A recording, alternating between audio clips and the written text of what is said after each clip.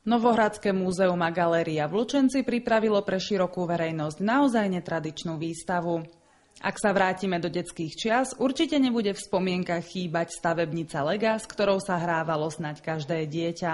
A teraz sa môžete pohrať aj vy. Lego je predsa hra pre deti každého veku. Novohradské múzeum a galéria sa snaží vo svojej výstavnej činnosti spestriť tie výstavy okrem historických, muzeálnych, výtvarného súčasného umenia, aj prírodovedné, ale aj technického charakteru. A to nadväzujeme na výstavu Merkur, čo bola v roku 2012, a teraz na výstavu Lega.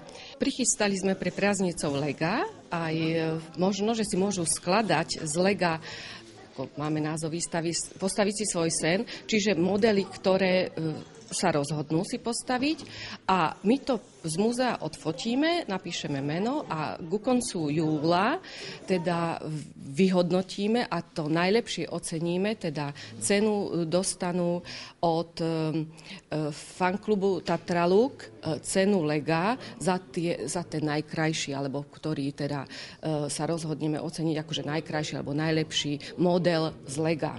Fanklub Lega Tatraluk vznikol v roku 2012 a je prvý na Slovensku.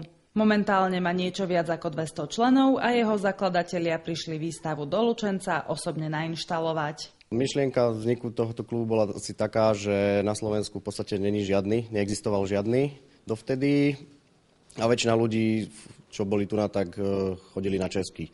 Takže sme sa tuto s kamarátom rozhodli, že sprístupníme teda niečo podobné aj slovenským fanúšikom tejto stavebnice. Niektoré Lego exponáty sa dnes už len ťažko dajú kúpiť. Najstarší na tejto výstave pochádza z roku 1967.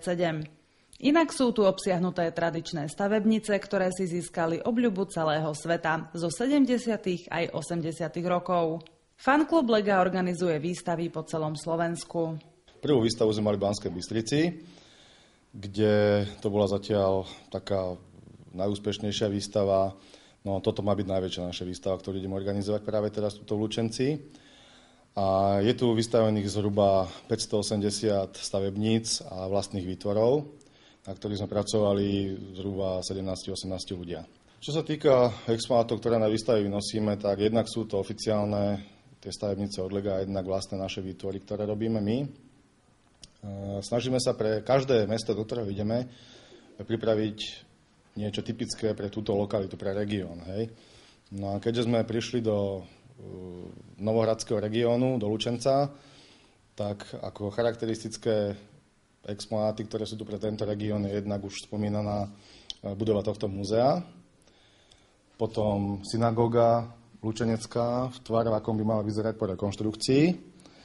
A ďalším exponátom teda hlavným exponátom celej tejto výstavy je model Haličského zámku, ktorý má zhruba 31 000 dielikov. Ak by ste sa chceli stať členom Lego fanklubu, stačí navštíviť stránku Tatraluk.sk a zaregistrovať sa.